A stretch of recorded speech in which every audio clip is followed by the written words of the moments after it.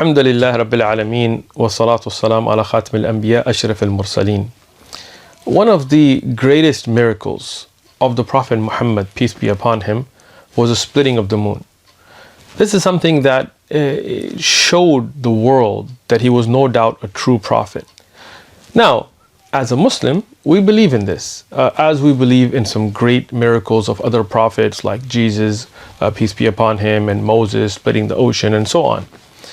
And what is the evidence as a Muslim is the verses from the Quran in Surah Al-Qamr. اقتربت الساعة وانشق القمر وإن يروا آية يعرضوا ويقولوا سحر مستمر.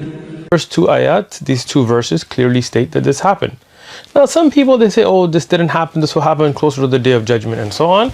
But that is incorrect. As you can see on your screen, the great scholar of Islam, Ibn Kathir, in his tafsir, in explanation, he wrote that this happened during the time of the Prophet Muhammad, peace be upon him, as has been mentioned in the Quran and also in ahadith mutawatira, in numerous narrations with authentic asanid that are sahiha, authentic chains of narrators, as has been authentically reported from Ibn Mas'ud, and he mentions the narration, and he says that this is something that has been agreed upon by the scholars of Islam, that the moon was split during the time of the Prophet Muhammad, peace be upon him, and this was from the great miracle of the Prophet Muhammad, peace be upon him.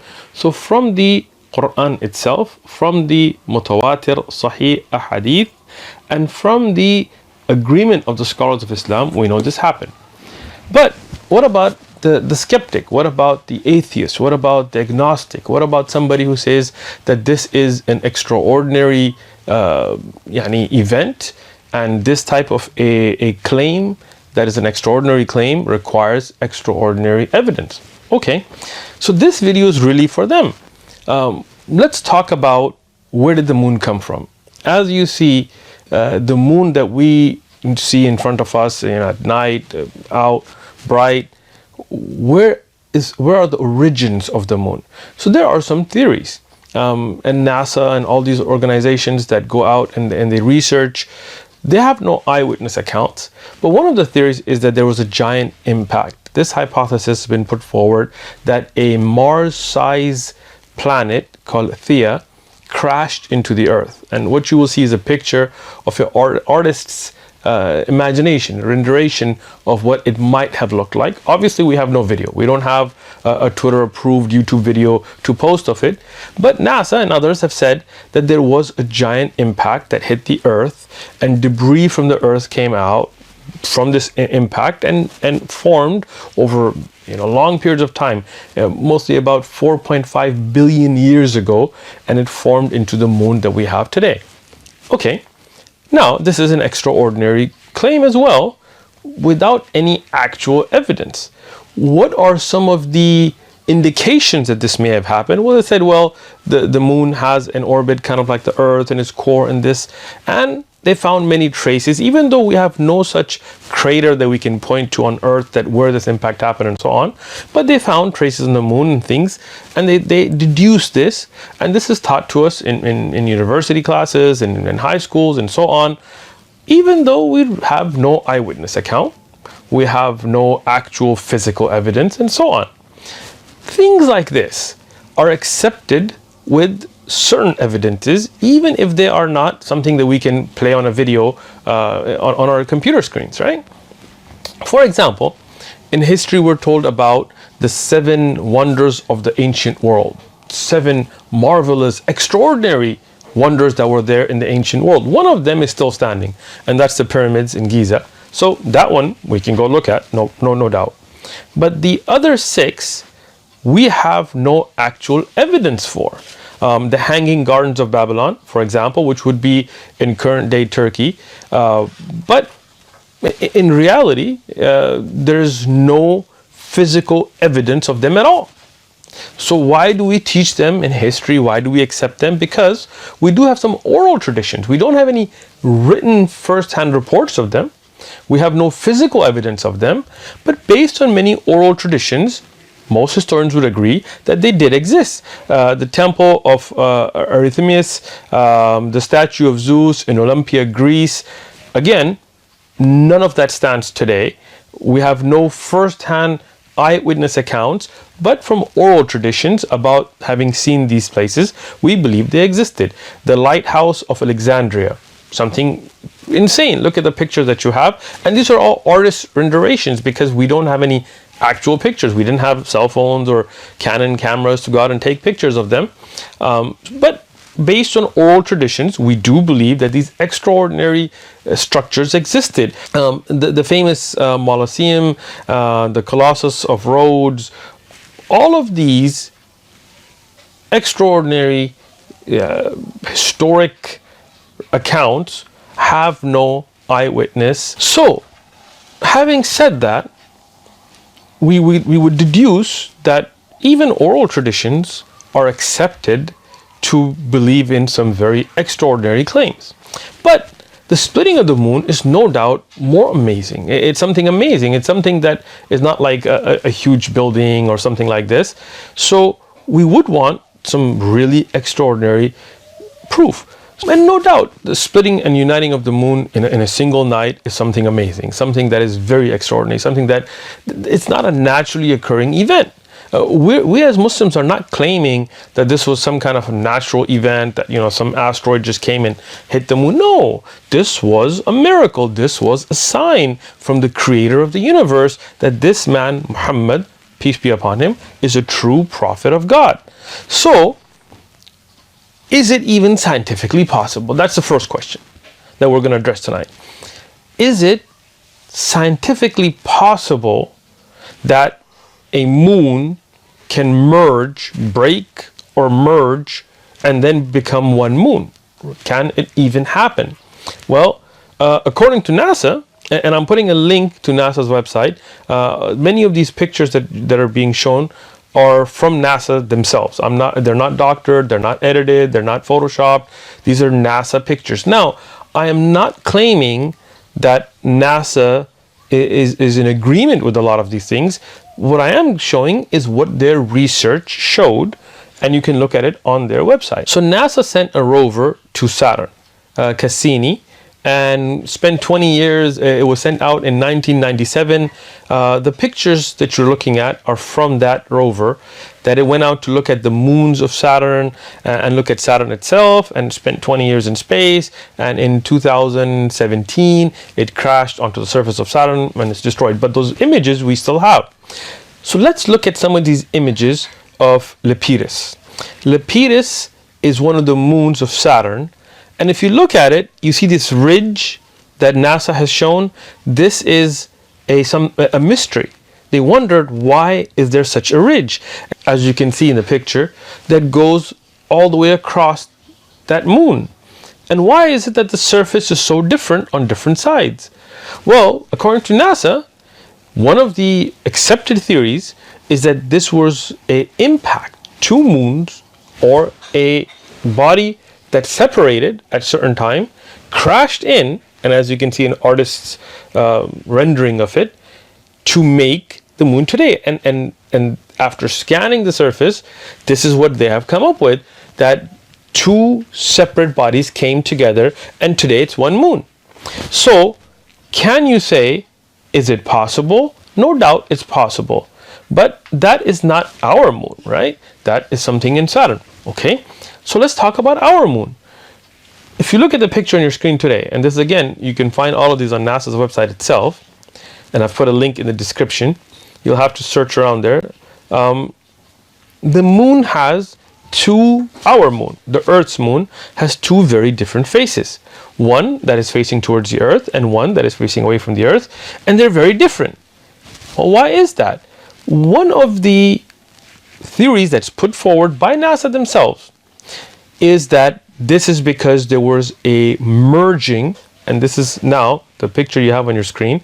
This is also an artist's rendering of a theory put forward by NASA scientists, that there was a merging of two moons into one, in our moon, of the Earth's moon. So what does this tell you? That no doubt it is very possible that our moon has been merged back together. And one of the evidences that you can find for this, as you will see in the picture now, are these ridges, which are called rima. Rima meaning grooves, right? And there is the rima orthodeus, which is 300 kilometers. In fact, all across the moon, in different places, you will find these cracks. Well, what causes them? There are many theories. One of them being that, as we mentioned before, that the two moons that collided caused these ridges. One of them being their volcanic tunnels and so on. I'm not claiming that NASA knows the answer, but they have taken these pictures and put forward these theories as well. So, how can we be sure, or that how did the moon ever split and come back together? Well, I mean, the only way we could really know is if we had eyewitness accounts. Wouldn't that be amazing if we actually had eyewitness accounts? Well, we do. We do have eyewitness accounts. Let me begin with those. There is, during the time of the Prophet Muhammad, peace and blessings be upon him, there is an event that happened where the people of Mecca, the non-believers of Mecca, challenged the Prophet Muhammad, peace be upon him, and said, if you're a true prophet, split this moon. Split it in two and bring it back together. And the Prophet Muhammad, peace be upon him, told them that if I do this, will you believe? They said yes. He said okay. And he prayed to God, to the Creator, to Allah. And Allah split the moon. And eyewitnesses saw this. And I know this is an amazing, extraordinary event. That's why we call it a miracle. And it came back together the same night. Now, a skeptic would ask, okay, well, who saw this? Obviously the Prophet Muhammad, peace be upon him. But you could say, well, he's the one that's performing this, so, who else saw it? Well, we have in his historic documentation, in a book called Sahih al-Bukhari, we have the narration from Ibn Mas'ud. Ibn Mas'ud is one of the companions of the Prophet Muhammad, peace be upon him. And in the narration that is on your screen now, he reports this to have occurred as well. Now, you could say, okay, well, who's Ibn Mas'ud? Ibn Mas'ud, we know exact details about this eyewitness. What was his name? His name was Abdullah. What was his father's name? His father's name was Mas'ud. What was his mother known as? Abd. Did he have siblings? Yes. For example, he had a brother named Utbah. Okay, was he married? Yes. His wife was named Zainab. Did he have children? Yes. We know all of those details. We know who his son was, we know who his father was, we know he was born in 594, we know that he died in 653. So this person who was an eyewitness, and his credibility, his abilities, his history is well known. Okay, but who did he tell this event to? Well, as you can see on your screen, he told it to Abu Ma'mar. Well, who's Abu Ma'mar? His name is Abdullah. Well, who's his father? His father is a man named Sakhbara. Well, who did he tell it to? He told it to a man named Ibrahim al-Nakhai. Ibrahim, who is Ibrahim al-Nakhai? He is the son, his name is Ibrahim, his father's name is Yazid. Well, who's his grandfather? His grandfather's name is Qais. Well, who did he tell it to? He told it to Sulaiman. Well, who is Sulaiman? Sulaiman ibn Mahran al-A'mash. So you see, the entire community that heard this event, the chain of narrators are all well known to us. All the way to Imam Bukhari and At-Tirmidhi and other historians that wrote down this event. Not only do we know who those narrators are, we even know how reliable were they in their memorization, how trustworthy were they. We have their entire biography. Okay. Now, already we have more eyewitness accounts than for the hanging gardens of Babylon or the lighthouse of Alexandria, meaning that we actually know the person, we know their history, who physically saw it. So you could say that if such an extraordinary event happened, why is Abdullah ibn Mas'ud the only witness? Well, he's not. we have more eyewitnesses. Who are they? Let's name more. Jubair ibn Mut'im. Well, who was Jubair ibn Mut'im? He was somebody who was a companion of the Prophet Muhammad, peace be upon him, but he became a Muslim in 628 at the Treaty of Hudaybiyah. So that would mean that before the migration of the Prophet Muhammad, peace be upon him, from Mecca to Medina, which was around 622, he was a non-Muslim. So he was from Mecca, and as a non-Muslim, he witnessed this account, and he has an eyewitness account that is on your screen. Imam Ahmad in his Musnad, Imam Tirmidhi in his Jami', authentic narration, where he also says that I witnessed it, I saw that during the time of the Prophet Muhammad, peace be upon him, the moon split and came back together. So now you have another witness, and we have the same details about him and everybody that he reported to. Who was his father? It was Mut'im ibn Adi. Who did he have a son? Yes. One of his sons was Nafi' ibn Jubair. When did he die? 679. So with all of that clear detail, we have another eyewitness. First, that Abdullah ibn Masud, who was a Muslim already, and the other, Jubair, who was not a Muslim at that time, that later accepted Islam. Okay, well, so you got two. How many else can you give us? Many more. Hudayfa ibn Yaman. Hudayfa ibn Yaman, he was also a companion of the Prophet Muhammad, peace be upon him. We have the exact same details: father, mother, children, where he lived, how good was his memory, what kind of a person was he, what he did. All of that detail is present, and Abu Nu'aym and Al-Bayhaqi and others have mentioned his narration. So this is also, it's on your screen. He was also an eyewitness to the account. More, let's give you more. Anas ibn Malik. Anas ibn Malik, the interesting thing about him is he's born in 612 and he dies in 711. And he's from Medina. And he, in Sahih al-Bukhari, he also witnesses this event. So that means the people of Medina were also witnesses to this event. Okay. Abdullah ibn Abbas, also another witness, authentic. We have Abdullah ibn Umar, who was the son of Umar ibn Khattab, famous companion, also an authentic narration. Now, some of them, they are physical witnesses, and there are other companions who were too young, so they asked the people of Mecca who witnessed it and got the information from them. Many, many, many reports, we can go on.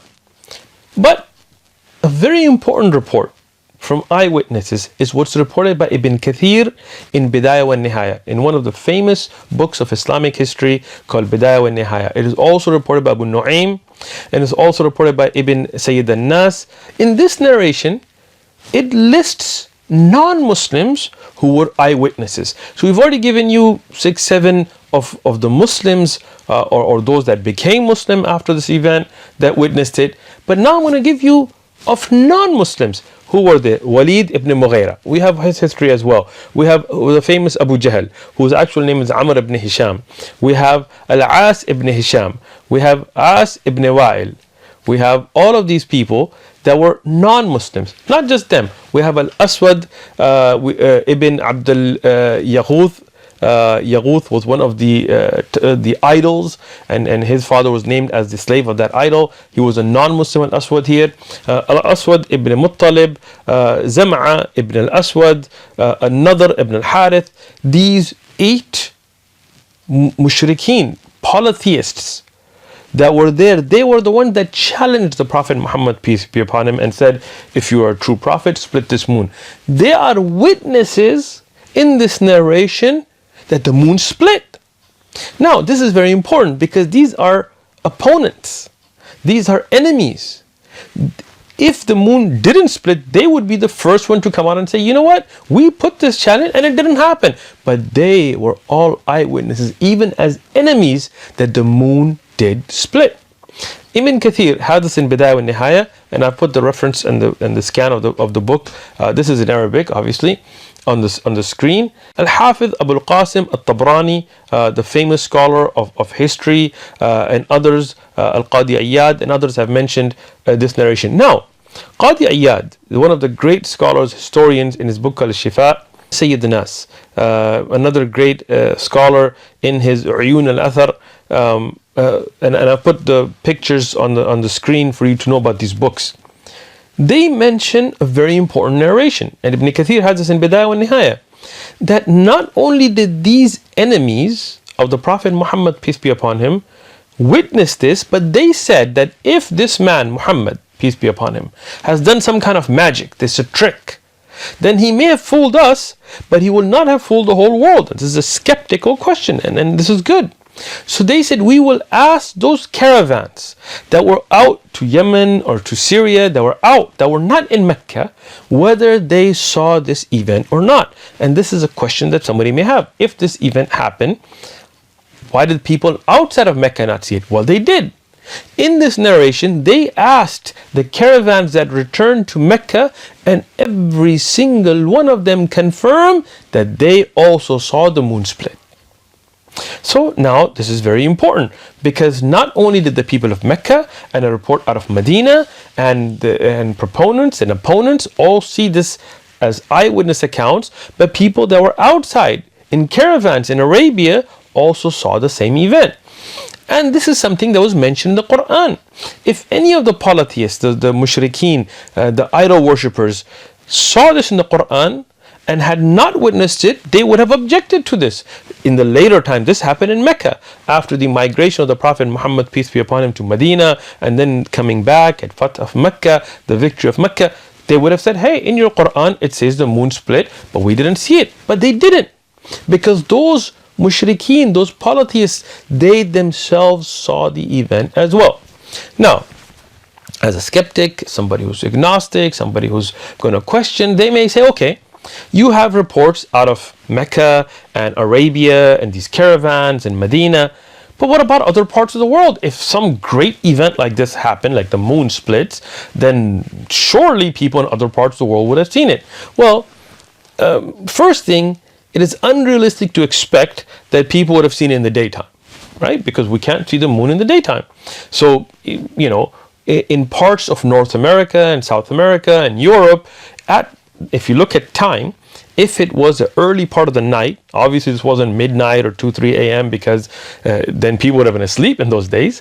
In the early part of the night, if the moon split, when the people were out, that means that in Europe and the United States, which obviously didn't exist at the time, but let's say North America and South America, it would be daytime. Night had not come. The sun begins its cycle from the east and sets in the west. So that means it would have been daytime. It is unrealistic to expect them to have seen it.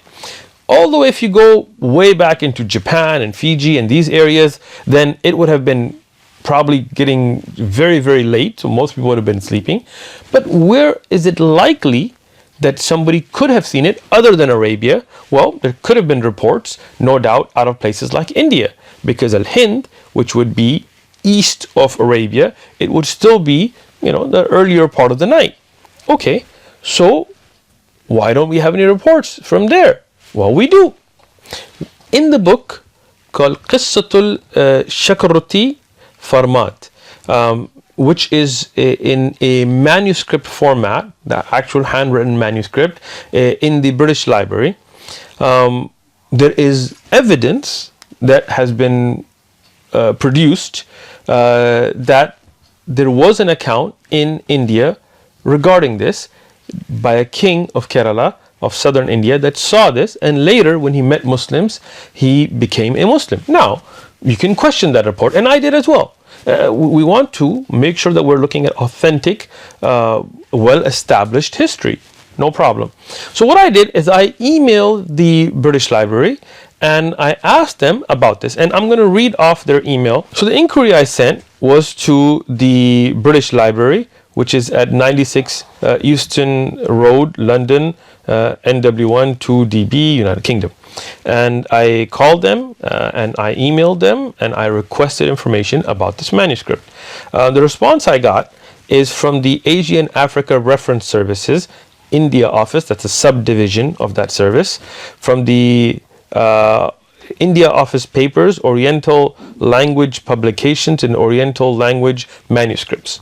They said, we are pleased to confirm that we do indeed hold in our collection a composite manuscript, and the reference number is IO Islamic 2807, On portfolios 81 through 104 verso, there is an account of an Indian king having witnessed the splitting of the moon and converting to Islam. The manuscript is entitled Qissatul Shakaruti Firmad and is listed in our published catalogs with the following: a fabulous account of the first settlement of Mohammedans in Malabar under King Shakaruti Krenagoro, a contemporary of Muhammad, peace be upon him, who was converted to Islam by the miracle of the division of the moon. So there is such a manuscript, but can you say this was a first-hand account? Can you say this is a historically acceptable account? Well, they are, the library in Britain is not qualified to do that. They can just tell you there is a manuscript. So what I did is I reached out to the National Digital Library of India. And this is a project in India where they have taken many manuscripts across India, and they have made a project of digitally scanning them and putting them up. This is a central library. It is an ISO certified library, as they have put in their email, under ISO 9001:2015, and so on and so on. So I emailed them about this manuscript and if there were any other historic documentation that they had. After a long time of me waiting and sending additional emails, I got a response from them. And they said, thank you for your question about the manuscript Qissatul Sakarwati Farmat. There is a digital copy of the translation from the Israel Oriental Studies Journal by Dr. Yunan Friedman. So there's actually a translation. We said we do not house the original manuscript as it is housed in the British Library in London, which is the first people that I had contacted. As for the record of a king named Shakarwati Farmas, also pronounced Farmad, and his observation of the splitting of the moon and later embracing Islam, then this is well documented in many manuscripts that are housed in the National Digital Library of India. The name Shiraman Perumal, and I may be mispronouncing this, is a title that is often ascribed to kings who ruled Kerala from the Chera dynasty before 1000 AD. After 1000 AD, they were called Kula Shirokaras. So just the fact that that title was named under Chiriman shows that this was a very early report and early writing. Now, according to their email, they said there are numerous oral and written traditions that state that Chiraman Perumal, the Chera king, called Shanakara Varman and Shakaramati with the title of Chiringal Perumal, sorry, I'm probably butchering these names, but who ruled from 621 to 640, and again that would put him exactly at the time of the Prophet Muhammad, peace be upon him's early time, because the Hijrah was around 622, so that would mean that his rule would be right before the migration of the Prophet Muhammad, peace be upon him. Witnessed the splitting of the moon, and when he met Muslim traders, he converted to Islam, according to these reports, and they will mention books here, in 627. This is recorded in Tarikh Zuhur al-Islam fil Malibar, an early manuscript on the genesis of Islam in Kerala, housed in the digital library, and they give the manuscript number here. This is supported by what is documented in the book Tuhfatul Mujahideen by Sheikh Zainuddin, and this was also confirmed by Dr. Hermann Gundrit, a German Christian missionary, scholar, and linguist. This is also, his work is in the digital library, and they've given the manuscript number here as well.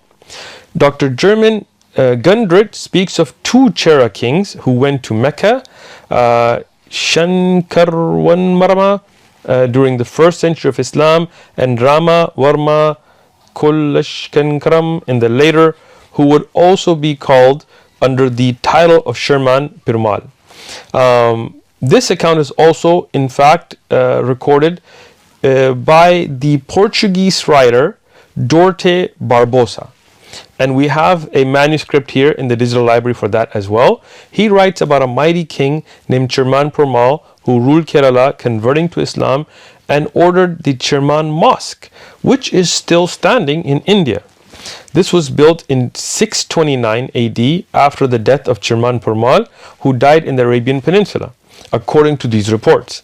This is also confirmed by another Portuguese writer named Joás de Barros and Diogo Alcortos. Both of them have confirmed these events as well in their historic writings that have been recorded in manuscripts that are in the digital library. He ends this email with, in India, it is well known part of our history, and the accounts of Chera kings who witnessed the splitting of the moon is well accepted as a historically proven record with oral and written traditions. Other historic events of them as recorded in Al-Isaba of Ibn Hajar. Now, this is the end of the email from the National Digital Library of India Project, Central Library. They gave their ISO certification, phone number and contact up on the screen by Ibn Hajar Asqalani. In summary, when we look at an extraordinary claim, no doubt we have provided here extraordinary evidence. Eyewitnesses, and not just eyewitnesses, those that were proponents and opponents, those that were in the same city of Mecca and those that were outside of Mecca. Those reports are all eyewitness first-hand reports that have been verified and documented. On top of that, we have seen reports that are historically acceptable. They do not meet the level of criterion that Islamic scholars have for checking of Jarh wa Ta'dil, but they are acceptable reports, historic reports out of India, of multiple sources that orally and in written format have documented that there was a king in India that witnessed this and later accepted Islam. The mosque that was built, and there's a picture of the mosque here, it is still standing. It has been through fires and so on, but it is such a well accepted fact that this mosque was built by that king after his accepting of Islam, after his witnessing the splitting of the moon, that even the Prime Minister of India made a gold replica of it to give a gift to the King of Saudi Arabia, showing the history of Islam in India. And there's a picture of this that I've put on the screen here for you to see.